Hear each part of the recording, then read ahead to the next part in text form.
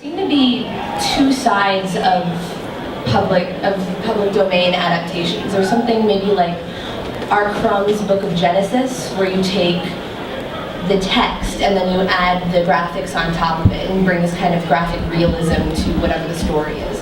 Or you have something like Fables that takes the well-known characters and puts them into something else.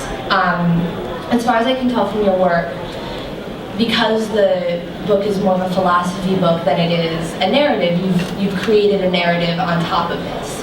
You know, how do you think you've stayed true to the original work while still, you know, making up an entirely new story? The Art of War was written 2,500 years ago, and it wasn't a narrative.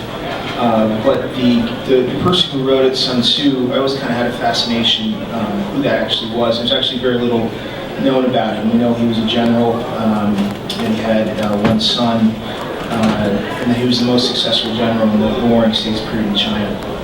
So to kind of make it contemporary, I was first inspired actually in 2007 when China, the Sovereign Wealth Fund of China, which is to say the investment arm of the Chinese Treasury, invested several $1 billion in Blackstone, which is a private equity firm. So I kind of pushed that out 30 years, and I wondered, you know, if countries had hundreds of billions or trillions of dollars invested in private equity and hedge funds, would those investments be defendable with military assets, kind of like, you know, national security interests? So what I did is basically focus on the character of Sun Tzu and turned him into the person who was running this kind of investment portfolio for China, and it was a militarized financial market, and that's how kind of the military strategy is applied in the book.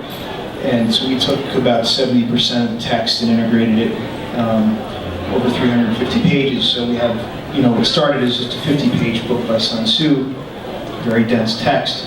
It's now spread over 350 pages of narrative. So you're kind of seeing the strategy, you know, act itself out and be dramatized.